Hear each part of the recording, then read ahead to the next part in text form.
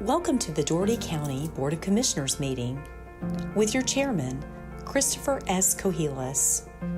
Your commissioners include, from District 1, Commissioner Ed Newsom.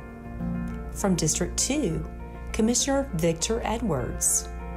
From District 3, Commissioner Clinton Johnson. From District 4, Commissioner Russell Gray. From District 5, Commissioner Gloria Gaines. And from District 6, Commissioner Anthony Jones.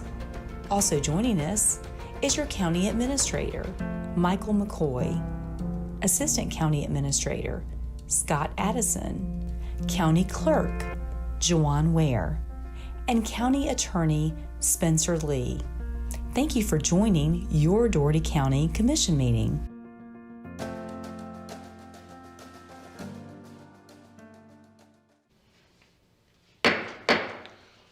Good morning, everyone. Good morning. Let's go ahead and call to order the Dougherty County Commission meeting, regular meeting for February 1st, 2021. Go ahead. For the record, I note that Commissioners Gray, Johnson, Edwards, and Newsom are present.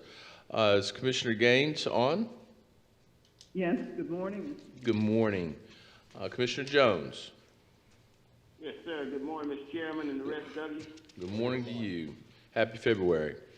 All right, if we would please everyone stand for the prayer and then the pledge.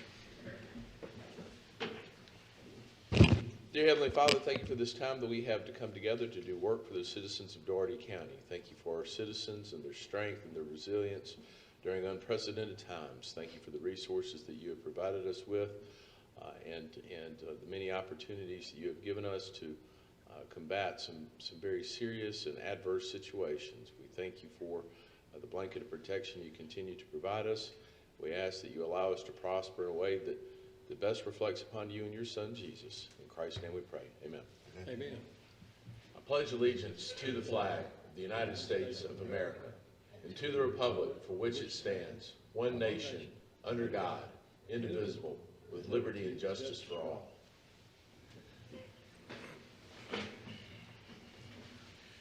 Consider for action the January 4th regular meeting, January 11th work session, January 11th special called meeting minutes. Is there a motion?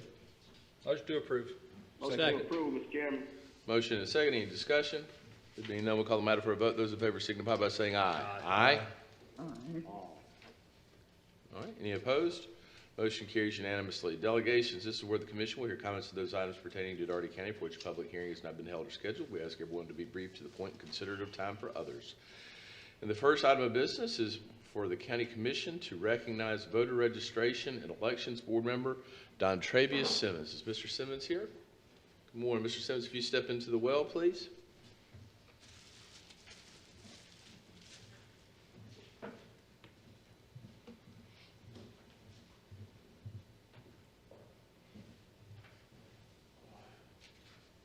Good morning, Mr. Simmons. How are you? I'm good. Good to see you. We appreciate your service very much and having people that will volunteer their time and act as public servants is always very important to us, and we couldn't make government work without the cooperation of our citizens. So as a thank you on behalf of the Dougherty County Board of Commissioners, we want to present you with this acknowledgement with gratitude, the dedication and commitment demonstrated by Don Travius Simmons, voter registration and elections board member from December 18 to December 2020. Thank you very much, sir. Appreciate you, sir.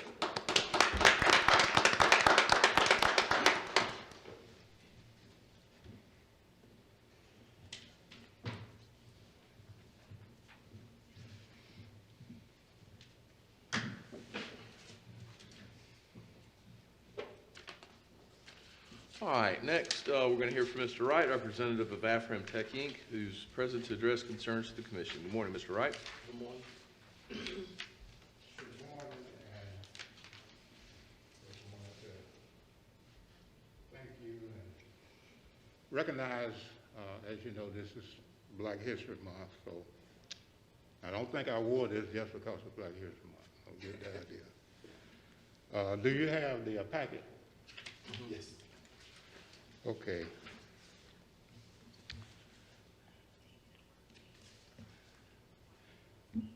This is, well, first of all, I think I better give you an update. When we were last here, we were talking about the Entrepreneur Academy, and those things are part of the New Deal, but just to give you a little bit of backdrop on the New Deal, back in 1929, the U.S. economy was in similar disarray as it is now, and of course I think President Hoover and some others had tried and said there was going to be a chicken in every pot, or a pot in every chicken, or something like that, and of course, the economy kept getting worse and worse.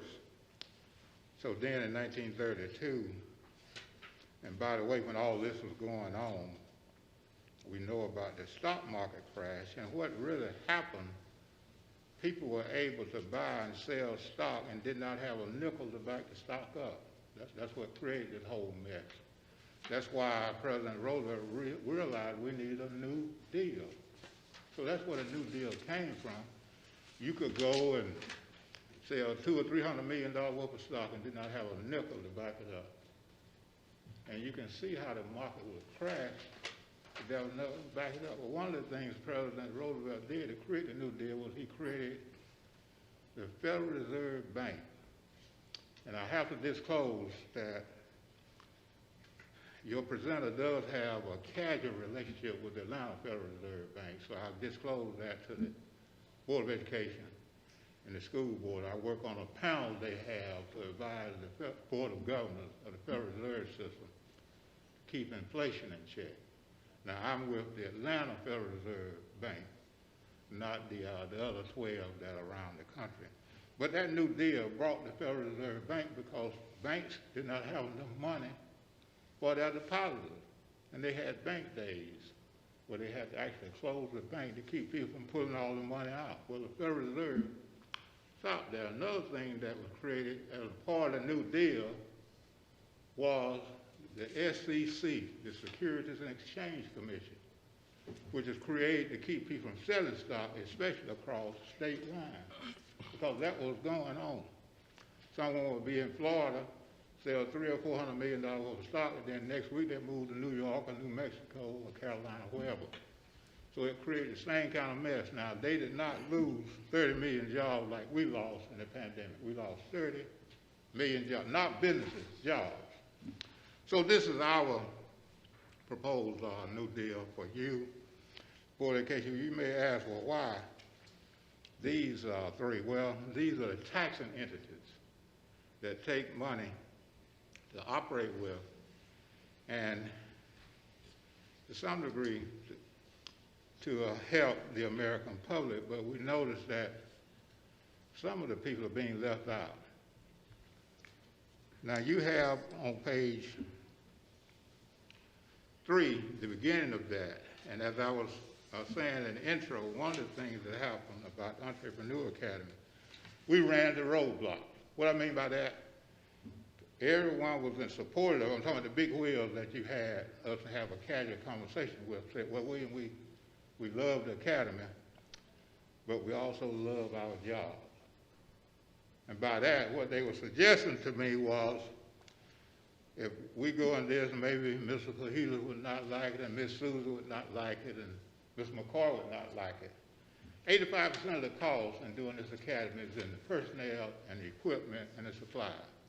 At best, 10% would be in power, but no one came forward for the ones that were supposed to open the door to have these academies. So I just want you to know the roadblocks were there, and we sort of anticipated that. So on page 3, you see the first thing for the New Deal we're looking at is we need a black-owned and controlled bank. It will cost about $8 or $12 million. Now, you know, last month, Wells Fargo Bank donated $1 million to a consortium called ACT, Albany Community Together. Well, we created that program of CDC 504 Corporation. The $8 to $12 million there under Roman numeral 1 would be if we decide to seek a state charter as opposed to a national charter. Half of the money could come from community development block grant funds meeting unmet needs, because we are in a desert of unmet needs. There's about 14 banks in the community. And we could tell you about what happened when Capital City was here, but that's another conversation. So $12 million we choose to go before the National Bank charter, and $8 million if we go for a state charter bank. That's the first thing. Under Roman numeral 2, we're going to bring that back to you next week, but that need cannot be overstated. One of the things we presented to you is $1 billion goes through the hands coming from the taxpayers, primarily here in Dougherty County. Go to fund the 3 local governments. We don't get anything back other than the payroll. $1 billion. When we look at that, the thing in particular, you raised some questions about how we fund this well. Well, do you know that was a 2015 study showed that the sales in Dougherty County were $8 billion that goes to the Georgia Department of Revenue. Well, if you took the interest that's earned from the sales type, City of Albany split between Albany and Dougherty County, $60 million on an annual basis on just SPLOST. The school board gets another 1%, SPLOST. That's $80 million that we do not get anything out of. And with the MBE program, we expect to see 25% be allocated toward those MBE firms that participate. So that's Roman numeral 3. Well, when we look at it, our chief administrators through the 3 local governments have to be proactive and demonstrative and inclusive. There has to be diversity and inclusion to make this work. And the manifestation of their actions has to be toward diversity on contracts, employment, and opportunities. One of the things that mistakenly many people believe that when it comes to being an equal opportunity employer, that it's just limited to W-2. Equal opportunity, it oscillates around everything that deals with turnover of funds in the economy. In other words, the equal opportunity provision is applicable from the 1964 Civil Rights Act. Every time a contract comes from HUD, Mr. McCoy and Chairman Cahitas have to agree that they are going to fully comply with the 1964 Civil Rights Act. And that's just not limited to W-2.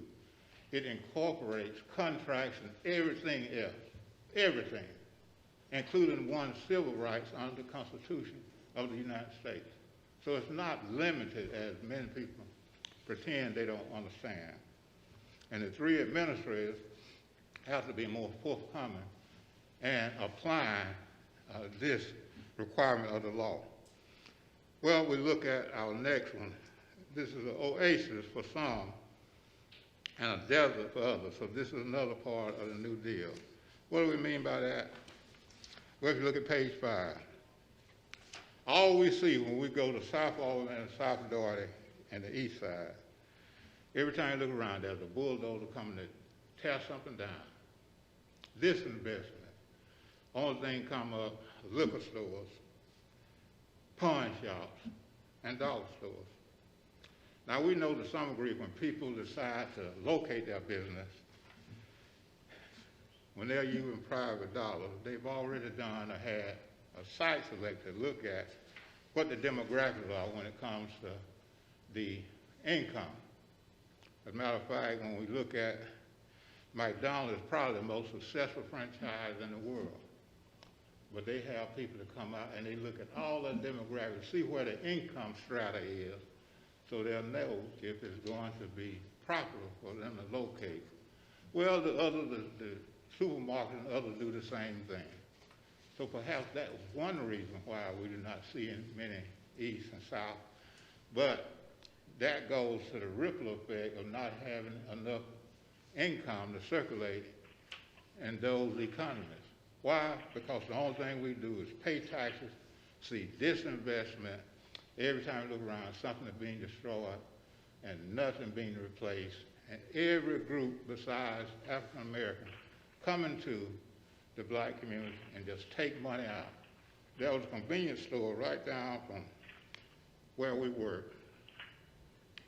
In a 2-year period, they had saved $2 million, had in the safe there in the store. $2 million, all taken from right there in that area. Just think if that money had circulated to commercial enterprise. That's what we mean by a desert. When some of you were growing up, when I was growing up, there was at least some black-owned stores in the community. We don't see that. Why? Because everyone takes money out and no one brings it back, including local government. So when we look at, on page 5, the Harvard supermarket not been replaced since Hurricane Michael. And do you know the average food store have 40,000 items in their inventory? Some say that's going to go down because of the pandemic. We don't really know about that. But in my casual relation with the Board of Governors Federal Reserve System, that's one thing we are supposed to report to them to keep inflation in check and open up markets. Well, let's look at number 5, Roman number 4 there. One of the things we have to do, when we brought that Main Street Loan Program to you, we've assisted 4 nonprofits, 4 churches. Again, the county would not let us use their facilities. They came with the usual roadblocks. And the city is cutting up in a similar way.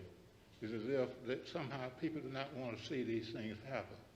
But can you imagine if all of the authorities that the county has, if 4 of those would have borrowed $10 million each and had 5 years to pay the money back at 2.5% for interest, $10 million each, how many small loans they could have made to the businesses in this community to get the economy rolling.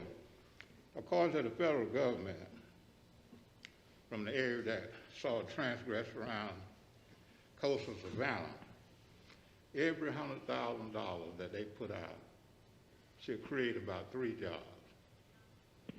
Now that effect might be more dynamic on the local level if we do it right, if we do the kind of things that this Main Street Loan Program was designed to do. Now, one of the things that we showed you before, someone, again, I'm looking at the Roman number 4, one of the things that if you look at someone who, this was the Paycheck Protection Program under that subcategory, someone who was paying $20,000 a month in payroll, $240,000 for the year, they would get back on the Paycheck Protection Program $51,000. Well, when we were checking the other day, with round 2 of this program, there are 2 provisions that, again, we have not heard about, and perhaps because of our casual relationship with the Federal Reserve Bank, one of the things that is in there now is if you operate a restaurant, you get another round. So in this same example, and this is on your last page in this handout, or should be, there are 5 or 6 scenarios in there. But if you had a restaurant and was spending $20,000 a month, instead of getting just $51,000 back, you would get $70,000. That's a 30% return, as opposed to in that same model that we gave you before. Now, what we were talking about with the 2 U.S. senators, Senator Warnock and Osnoff, and Congressman Bishop, we are asking them, and when we go to D.C. in March, to put another iteration there for the minority business and ask that that be upgraded in a similar manner as the restaurant. So any restaurant in Dougherty County that was spending this kind of money, they would get an additional $20,000 in the same scenario. So they put another iteration in there.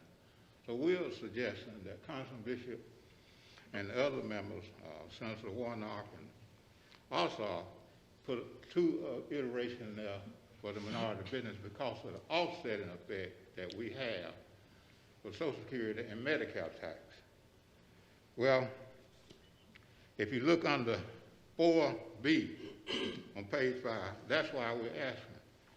next week we're going to bring you this SMOBI that we've been talking about all the time, so you can see SMOBI details from the United States Bureau of Census that 85% of minority businesses do not have any employees other than the owner. Do not have any employees other than the owner. So that's why we need these 2 additional iterations in there. SMOBI, Survey of Minority Business Enterprise, United States Bureau of Census. We're going to bring that to you next week.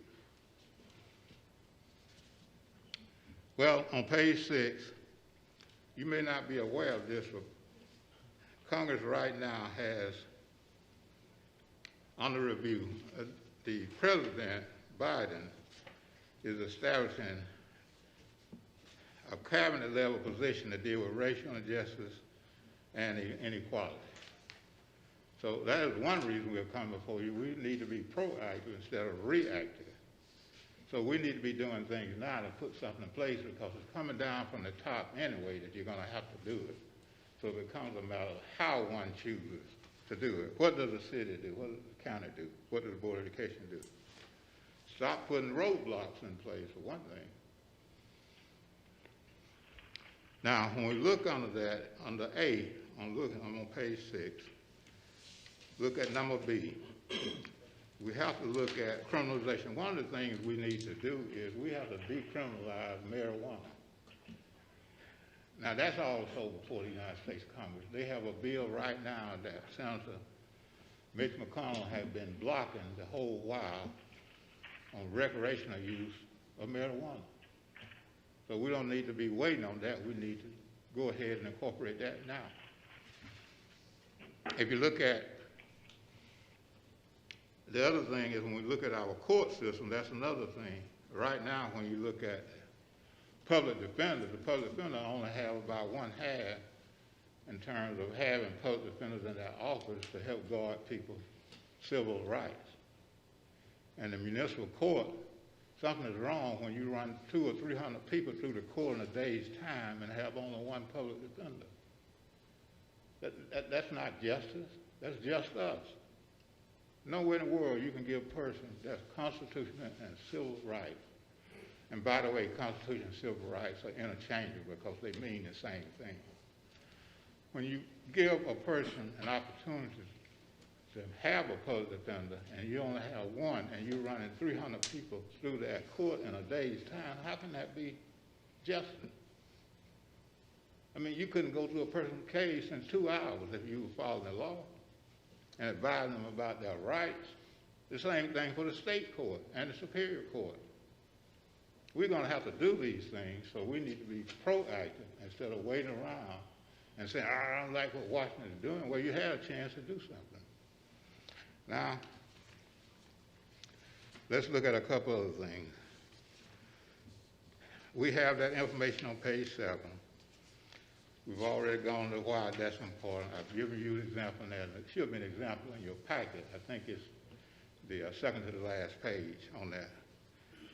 See there on page 7 under B, 2 additional cycles. Right now, they're only doing it for the restaurants.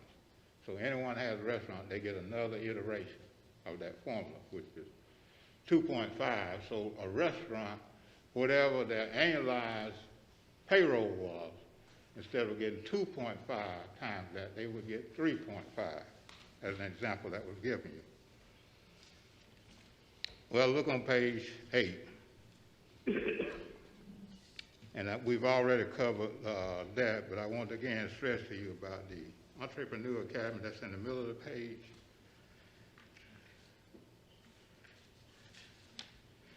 And then on page 9, one of the things about the Entrepreneur Academy, there were 2 workshops that we've already done. We had to do it on television and on the radio.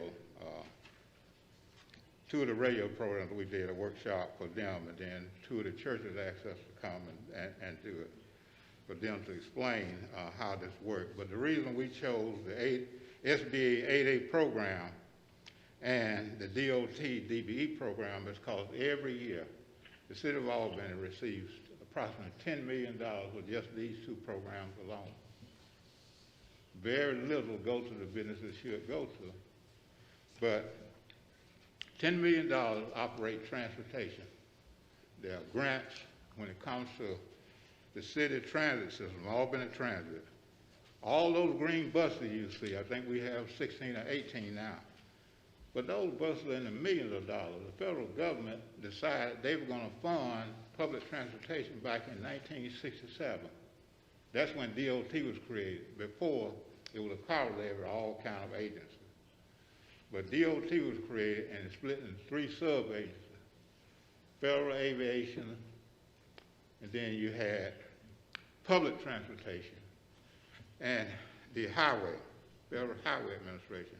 They consolidated those 3 under DOT. And when you go and buy gas, that's where most of the funding comes from.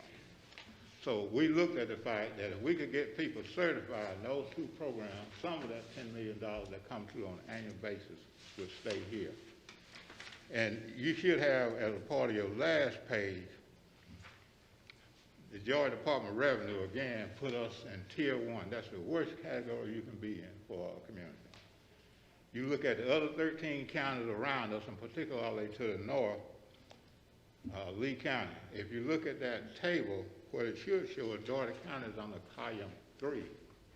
I think it's around number 4 there, but we've been there so long until it's incredible. It's something we must not be doing right.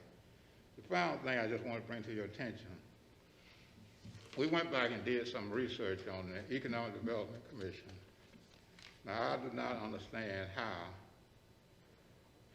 you could look over the entire world and come up with somebody around the EDC who do not have any experience when it comes to understanding the importance of having industrial businesses. 35 years we've had EDC and never had anybody black. If we were following the 1964 Civil Rights Act, that wouldn't be possible, if we were following it. Never had anybody black for the EDC. Make that statement again, sir? I missed that. What's the last thing you said? Look around the world and didn't find what now? Oh, you mean about the EDC? Yes, sir. If we were following the 1964 Civil Rights Act, there's no way that could be. That you never end up with a black candidate, or never end up with a black president of the EDC. That's what's wrong. How you gonna, well, we're gonna be looking a lot closer of the 1964 Civil Rights Act, its application to local government, because many things we ignore and thinking it's only limited to W-2, because it incorporates Title 42 of the United States Code, Section 2000E and D. There are other elements that come in there. For example, when you look at the 1964 Civil Rights, I don't know if you remember, but back in 1991, back in Los Angeles, there was a case with Rodney King, where about 30 police officers beat him to a pulp. But everyone else had let them go free. I'm talking about the officers who were doing the beating. What they did, they went back, I'm talking about the DAs for City of Los Angeles, they went back and pulled Title 42, Section 1983 of the United States Code. And that's what they convicted them on. So those are the kind of things that we're going to have to start incorporating and doing, and looking at things when you can go 35 years and never have an African American, someone black, to head the EDC. And the last person was there, I mean, President Strickland was a great president, but most of his acumen and training was OJT. I mean, I could run the EDC. I worked for an organization that had 5,000 employees. Started out with 3 shifts. We had 3,800 employees at Firestone in 1982. We did a $200 million modernization. Brought in another 1,800 employees. We had 5,000 W-2 employees, 1,200 contract employees.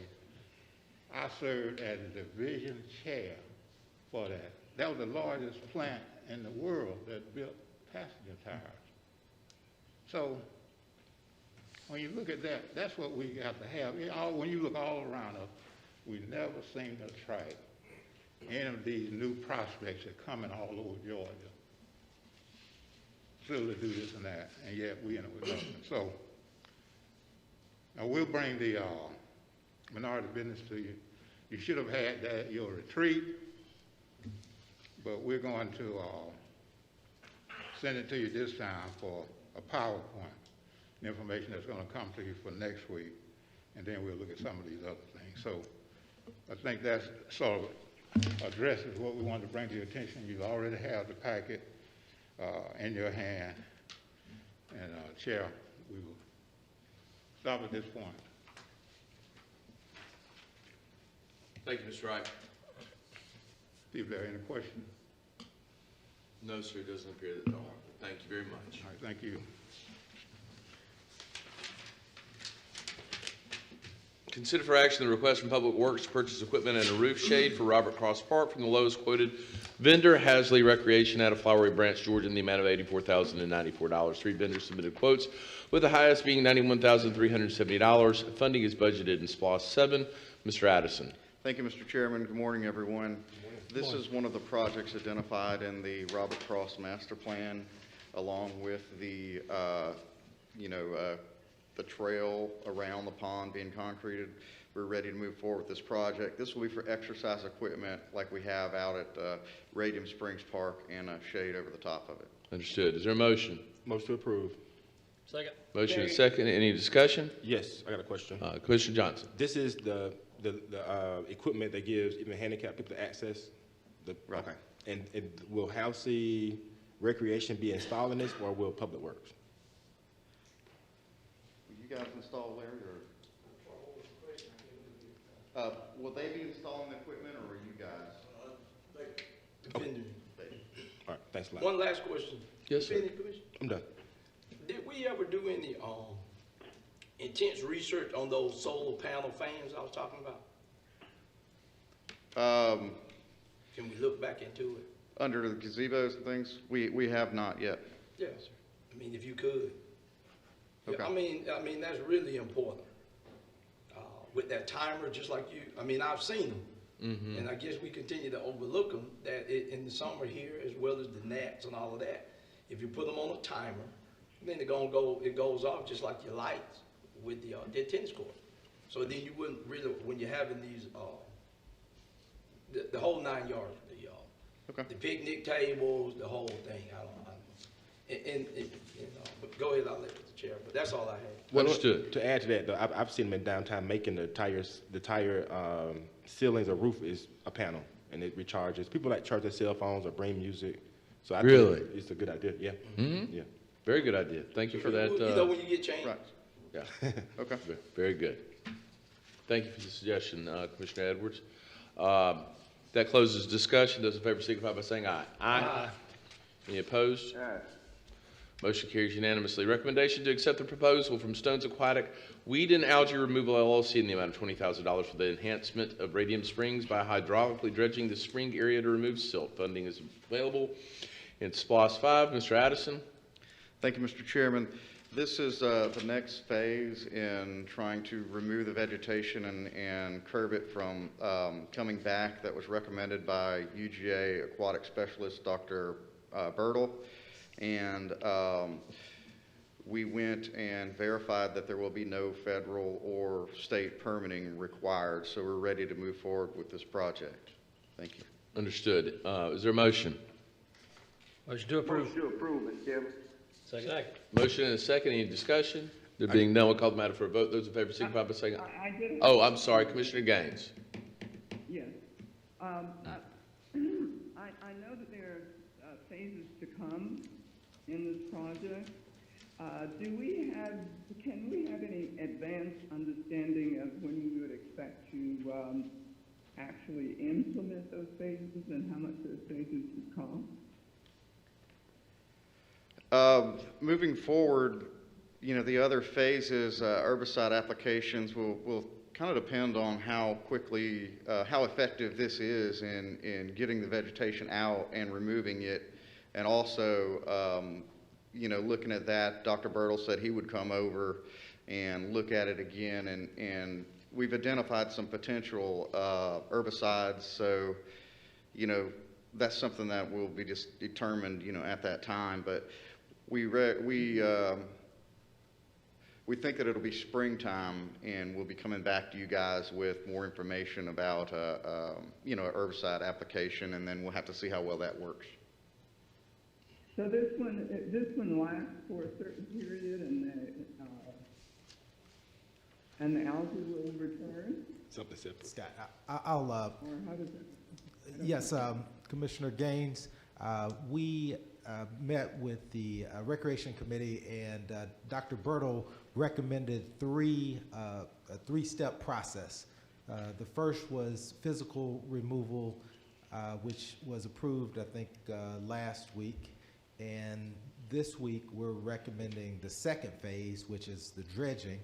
And then the third phase that we would implement is the chemical application of herbicides, which should be a lot less expensive than the first two phases. We will rely on Dr. Bertle to give us guidance on when the appropriate time is to apply the chemicals. Understood. Very good. Thank you. Does that answer your question, Commissioner Gaines?